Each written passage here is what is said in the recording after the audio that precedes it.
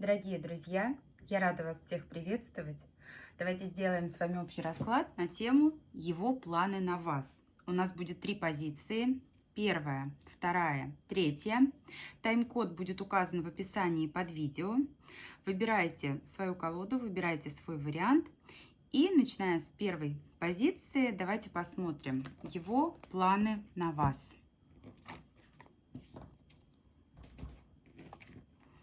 Его планы на вас.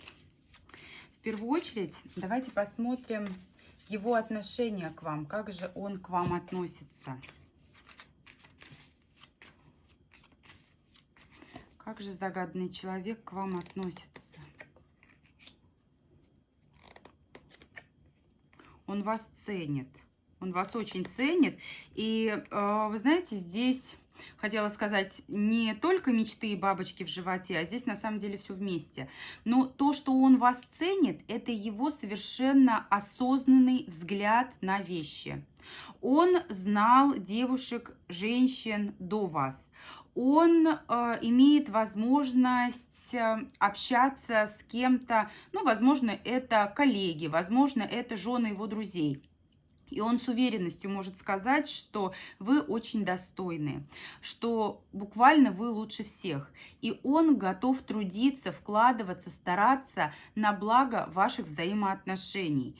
И вы знаете, порой он даже смотрит на вас сквозь розовые очки. Он вас идеализирует, он вас просто превозносит. Он считает, что лучше вас он никого просто не встретит. Не встречал и не может встретить. Не сможет встретить, точнее. Давайте посмотрим его чувства к вам. Что он чувствует к вам.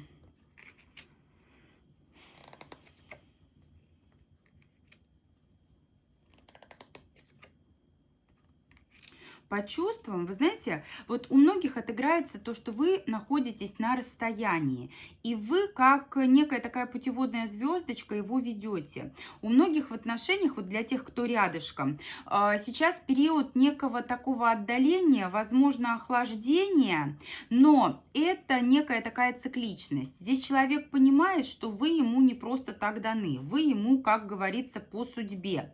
Но здесь бывают взлеты, падения, бывают такие моменты, когда вы то ближе, то дальше друг от друга. И вот сейчас, судя по всему, настал такой момент, когда вы как будто бы, ну, немножечко отдалились. Но это, знаете, с той позиции, что человек хочет держать ситуацию под контролем. Он не собирается терять головы. Здесь фантазии фантазии, иллюзии иллюзиями, но он понимает, что у руля должен стоять он. И он готов свои чувства просто, знаете, вот приводить в некий такой баланс.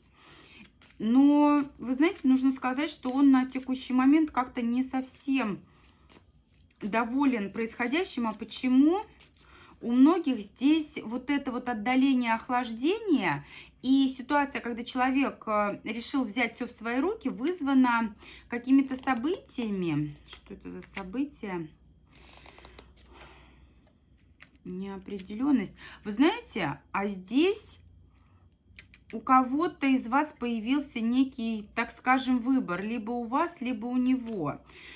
Здесь такая ситуация, когда появилась возможность либо сравнить, либо здесь, скорее всего, у вас появился на горизонте какой-то ухажер, да, какой-то весьма достойный соперник, возможно, он и был ранее, но те шаги, которые соперник вашего загаданного человека сейчас сделал, поставили его в такую позицию, что «а что мне делать остается? Я жертва». Я в позиции подвешенного. И вот эта двойственность, он как будто бы от вас ждет какого-то выбора. Он как будто от вас ждет какого-то решения, что вы как-то, вот знаете, определитесь, вы дадите ему четкий ответ и повод развеять сомнения. Вы дадите ему уверенность в том, что ему не нужно переживать, вы с ним честны, вы ему верны и так далее. Именно поэтому сейчас и есть некое такое отдаление, именно поэтому он считает, что ему нужно взять ситуацию в свои руки, потому что, скорее всего, на горизонте активизировался какой-то весьма такой, знаете, по его мнению, достойный соперник. И что же в итоге в чувствах-то? Что же в итоге в чувствах? Притяжение, сильное притяжение. Он понимает, что в его власти влиять на то, что происходит между вами, но на текущий момент он, знаете, вот как повешенный, пятерка пентаклей, он повешен. Он немножечко даже вот разбит, он немножко как-то обескуражен и понимает, что в принципе-то он волк, он, знаете, он лев, он такой охотник, а сейчас он как побитый, обиженный котенок себя чувствует, ему некомфортно. Давайте посмотрим, чего он вообще хочет от вас. Чего он хочет от вас.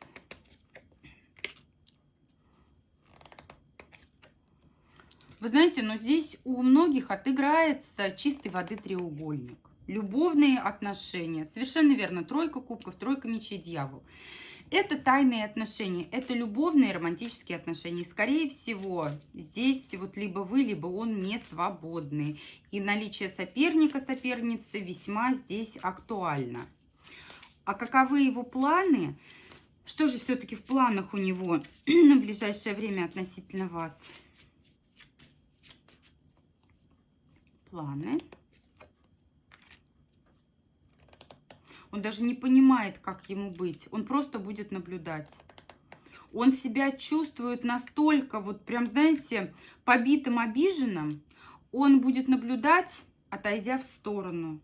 Он понимает, что вот тот соперник, который у него на горизонте замаячил, он очень такой, знаете, где-то достойный, где-то опасный, где-то он ему не ровня. Что же по итогу-то, какие планы-то? И велика вероятность того, что побежит утешать свои раны в объятиях другой женской фигуры. Поэтому здесь с соперниками, которые составляют ему конкуренцию, будьте осторожнее, потому что это ему прям ножом по сердцу и серпом чуть ниже пояса. Вот такой вот у нас обидчивый первый вариант оказался. Благодарю всех за просмотр. Буду благодарна за обратную связь. А мы с вами идем ко второй позиции. Итак, его планы на вас. Как человек к вам относится.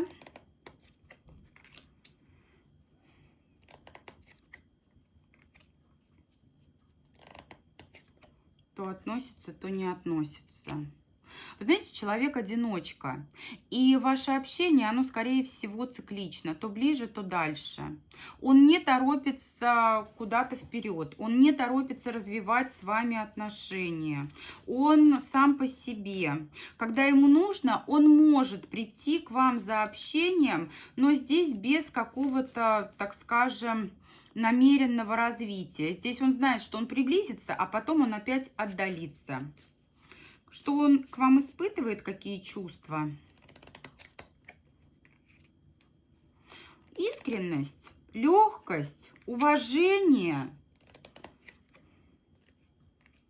И свои чувства и эмоции он старается задавить. Здесь, знаете, у многих отыграется такое, что либо нужно соблюдать субординацию, начальник-подчиненный, либо же разница в религиях, разница в возрасте, разница в статусе, ну, либо кто-то не свободен. Хотя изначально человек одинокий у нас идет. Здесь мало у кого отыграются несвободные отношения. Сейчас дальше посмотрим. Здесь скорее человек-одиночка. И то, что он не стремится к какой-то любви, здесь я вообще у него никого в чувствах не вижу, никем его сердце не занято. Это его сознательный выбор. Чувство человека к вам. Он вообще сопротивляется. Он, знаете, дружить готов, заботиться готов.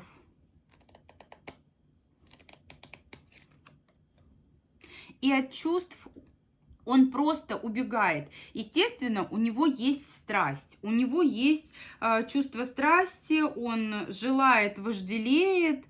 И в какой-то момент, когда он понимает, что вот эта дружба уже совсем не дружбой является, он просто от чувств бежит. Естественно, ничто человеческое ему не чуждо, как бы он этим эмоциям не сопротивлялся. И страсть здесь действительно выходит на первый план.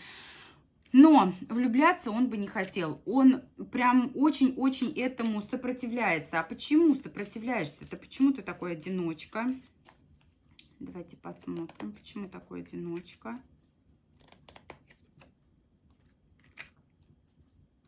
Он понимает, что как только он отдаст свое сердце кому-либо, здесь предполагается дальнейшее развитие, а он не понимает, как быть дальше. И вы знаете, здесь, если идти в какие-либо отношения, то здесь именно для того, чтобы создавать семью. Скорее всего, претендентка на роль спутницы его, на роль супруги, она уже где-то маячит на горизонте. Он ее выбирает, но он выбирать будет головой, он выбирать будет не сердцем. Поэтому он, собственно, влюбляться и не торопится. Влюбляться он не спешит. Здесь именно вот чувство страсти, чувство заботы, чувство, когда человек испытывает уважение к партнеру, скорее всего, очень зрелая личность. И здесь не из той серии, что потерял голову, увидел, потерял голову, влюбился. Нет, здесь он будет с точки зрения прагматики выбирать себе спутницу. А что бы он хотел от вас?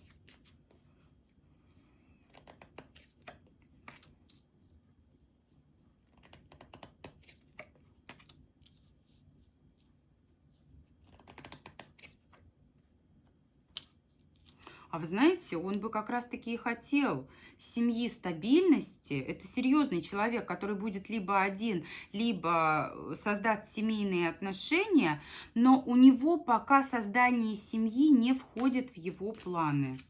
У него пока нет этого в планах.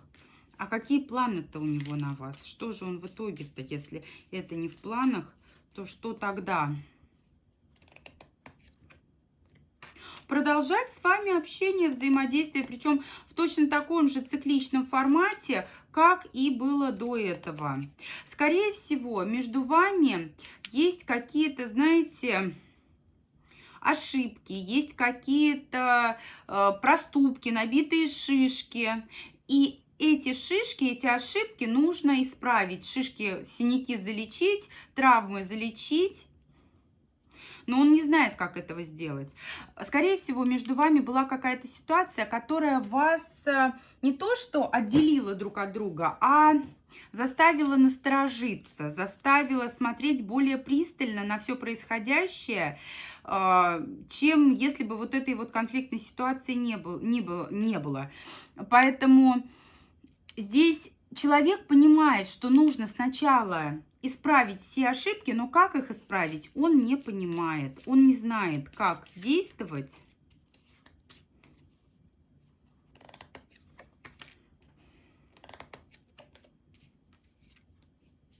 Здесь, знаете, нужно ему совладать с эмоциями. И на текущий момент он прям занят погружением в себя. Ему нужно разобраться в своих истинных чувствах и принять такое здравое решение. Поскольку он сейчас с этими эмоциями не может совладать, и, вы знаете, нужно отметить, что превалирует здесь энергия огня. Здесь такое ощущение, что он вспыхивает, как спичка. Он не может пока спокойно говорить о той ситуации, которая между вами была, да, вот по девятке жезлов, которая привела к каким-то болезненным моментам. Он сейчас занят тем, что он залечивает вот именно свои вот эти эмоциональные раны. Он погружен вот именно в себя. И когда он научится спокойно реагировать на то, что было, научится, точнее будет готов спокойно разговаривать о том, что будет дальше, к чему прийти, здесь можно будет как-то предметно разговаривать и выстраивать дальнейшие планы. Но сейчас ему важно просто продолжить с вами общение и исправить те ошибки, какие были совершены между вами. Но он не знает, как это сделать, потому что занят сейчас вот именно разбором своих тараканов в голове. Именно поэтому он отдалился, именно поэтому он то ближе, то дальше, приближается, потому что все-таки вы его маните, отдаляется, потому что не понимает, как двигаться сейчас дальше. Но если пойдет, то только в стабильность. Единственное, что не спешит, вот вообще не спешит, не торопится. Он считает, что либо серьезные отношения, либо никаких. И сценарий он пока в своей голове не выстроил. Нужно сначала исправить ошибки. Благодарю, двоечки. Идем к третьему варианту. Его планы на вас. Итак, как же человек к вам относится?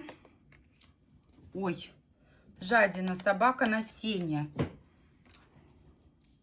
Вот знаете, сам не съем и другим не дам. Никуда не отпускает вас. Отношения дальше развивать с вами вот пока не готов.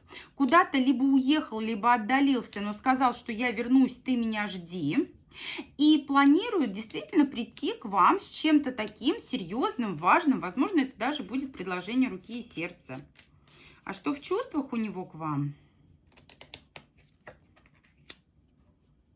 Ой, ну чувство такое весьма стабильное, ты мне подходишь. Но как-то он закрывается, как-то он, знаете, вот выстраивает границы, отгораживается, терять голову не намерен. Здесь у вас вообще не романтик, здесь у вас прагматик такой чистой воды.